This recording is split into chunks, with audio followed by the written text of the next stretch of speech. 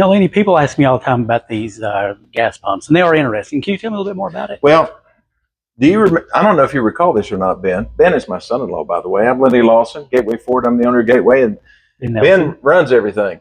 Just about, don't you? Oh, yeah. Okay, so what was your question about the pumps, where they came from, whatever? Yes, sir. So we actually traded for this gas pump and that gas pump.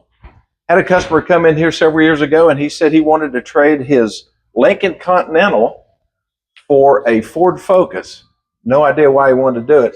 He told me that it would save him gas when he was driving to the casinos in Cherokee, Ben. So anyway, but I asked him $5,000 difference to trade, and he said, "I don't want to pay anything."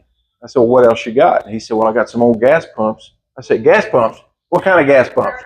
And he said, "You know, the big tall ones with the glass on top." And I said, "I'm interested." So I went out to his house and I saw these gas pumps. But it's very interesting. These things were used. Now, most of you have never seen anything like this, but these were used, Ben, back from 1910 approximately to up into the 50s. You know, out in the country, a lot of the old-timey gas stations, they still use these into the 50s, even though they had fairly modern readouts, you know, as far as meters were concerned. But these were used, you know, some of them were pretty nice. This one's an octagon shape. It has some nice sculpting around the bottom and some right here.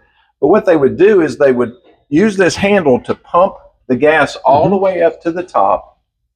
And then if somebody wanted gas, then they would take the nozzle, put it in their Model T Ford. Right.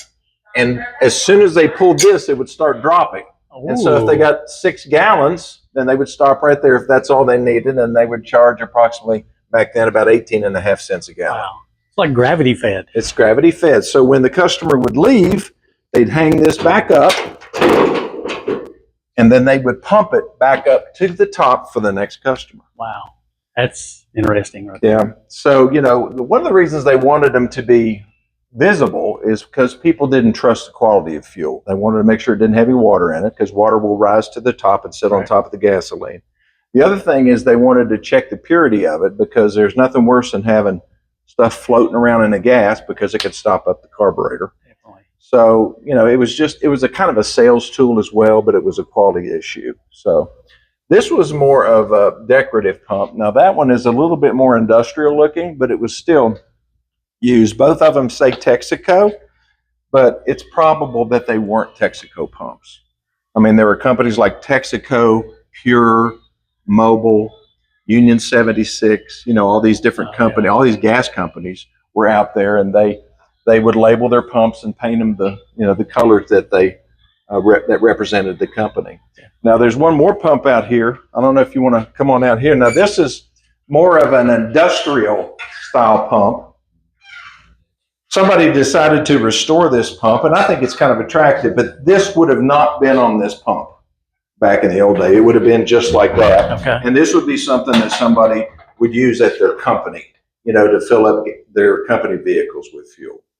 But we like having this old stuff around here. Yes, old cars, old pumps, old people. You know, it's just a great combination of old. And it enlightens the young people as to what it was like definitely so many years ago. Definitely unique. So anyway, that's all I have to say about that. That's very interesting. Thank you, sir. You're welcome.